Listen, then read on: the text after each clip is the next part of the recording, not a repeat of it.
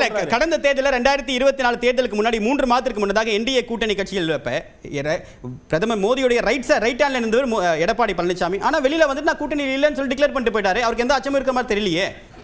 பெருமாள் மணி சொல்றது அமித்ஷா மிகப்பெரிய விற்பனர்னா அவர் வேணா பிரசாந்த் கிஷோரோட போட்டி போடலாம். இவர் நகைக்கடைக்கு விளம்பரம் பண்ற மாதிரி நம்பி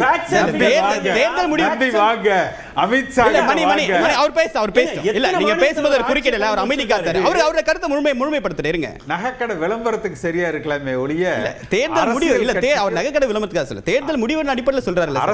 அரசியல் கட்சிக்கு இது சரியா வராது.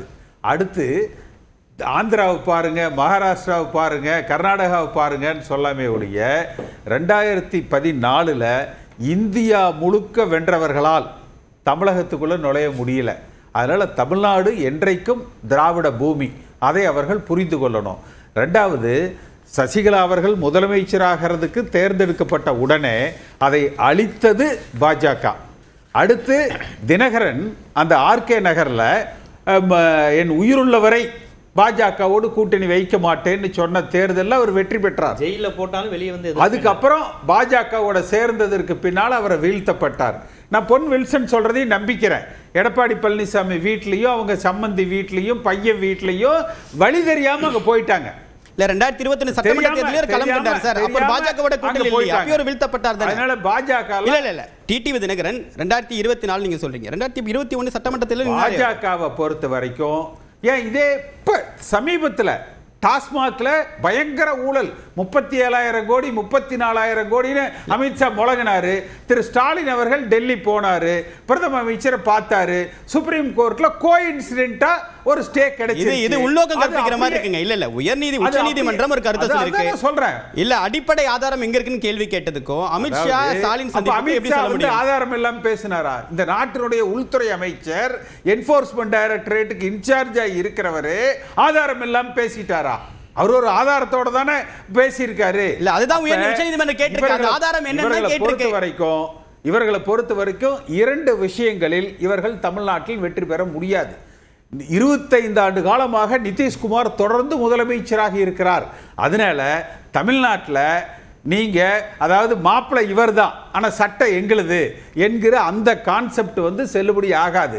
நீங்கள் இன்னைக்கு கூட சொல்றாங்க இல்லையா, எடப்பாடி பழனிசாமியே தான் முதலமைச்சர் ஆனா கூட்டணி ஆட்சி என்பதை அதிமுக தொண்டன் ஏற்றுக்கொள்ள மாட்டான். அமைவது அதிமுக ஆட்சியாகத்தான் இருக்கும். பாஜக அந்த கூட்டணியில் இருந்தாலும் சரி இல்லாவிட்டாலும் சரி, அதை அவர்கள் வந்து புரிந்து கொள்ளணும். அதனால பாஜகவோட கூட்டணி என்பது வந்து அதிமுக ஆட்சி அமைப்பதற்கு அவர்கள் உறுதுணையாக இருக்கிற வகையில் மட்டும்தான் இருக்கும்.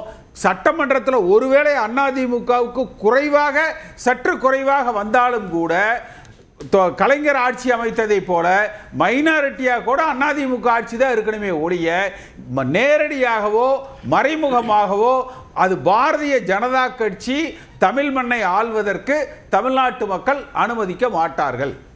ஒரே ஒரு பாயிண்ட் சுருக்கமா சொல்லுங்க, வாய்ப்பு தரணும். இல்ல நீங்க பாஜக அந்த ஏஜென்சியை வச்சு மிரட்டுதுங்கிறதெல்லாம் இதுவரைக்கும் நிரூபிக்கப்படாத விஷயம். ஐயா அமித்ஷா டாஸ்மாக் நிரூபிக்கப்படாம இருக்கலாம். ஒரே நீதிமன்றத்துடைய கண்டனத்துக்கு உள்ளாகி இருக்கு. சொல்றேன் சார். இல்ல நிரூபிக்கப்படாம இருக்கலாம். உச்சநீதிமன்றத்துடைய கண்டனத்துக்கு உள்ளாகி இருக்கு. ஐயா இருங்க, இத மட்டும் முடிச்சிரேன். ஐயா 37,700 கோடிக்கு வந்து டாஸ்மாக்ல ஊழல் நடத்திருக்குன்னு ஐயா அமித்ஷா பேசுறாரு. டாஸ்மாக்ல ஈடி எவ்வளவு ரூபாய்க்கு கேஸ் போட்டிருக்கு? வெறும் 1000 கோடிக்கு கேஸ் போட்டிருக்கு. 1000 கோடி எங்க இருக்கு? 37,000 கோடி எங்க இருக்கு? ஏன் அவங்க அந்த 37,000 கோடி எங்க டாக்குமெண்ட்ல பண்ண முடியாதா? சார் இதுக்கு மட்டும் எனக்கு பதில் சொல்லுங்க சார். இல்ல தமிழ்நாட்டுல 37,000 சொல்றேன். இங்க 1000 கோடிக்கு டாஸ்மாக் வழக்குன்னு சொல்லி அறிக்கை விடுது சார். 1000 கோடிங்கிறது 37,000 கோடி 1000 கோடி இல்ல அது ரெண்டுக்குமே ஆதாரம் தரல சார்.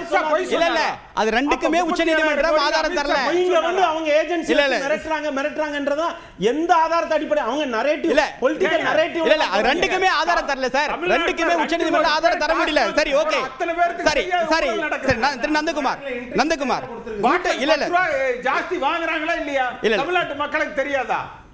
நீதிமன்றத்தில் ஊழல் குற்றச்சாட்டு முன்வைத்தவர்கள் ஆதாரத்தை கொண்டு வந்து கொடுங்கன்னு கேட்டப்ப 37,000 கோடியோ 100 ரூபாவா இருந்தாலும் சரி ஆதாரத்தை கொடுக்க முடியல சார். விசாரணை தடை போட்டிருக்காங்க. சரி ஒரு நிமிஷம். இல்ல தவறா கோட் பண்ண கூடாது. இல்ல பாஜக தடைன்னு சொல்றாங்க. அது கவுண்டர் போட சொல்லிருக்காங்க.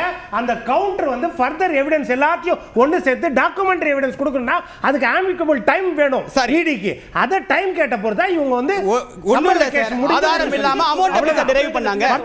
ஆதாரம் இல்லாம அமௌண்ட் 1000 கோடி ஆதாரம் இருக்கிறது. ஆதாரம் இருக்குது. போறதுக்கு முன்னாடியே பாஜக 1000 கோடி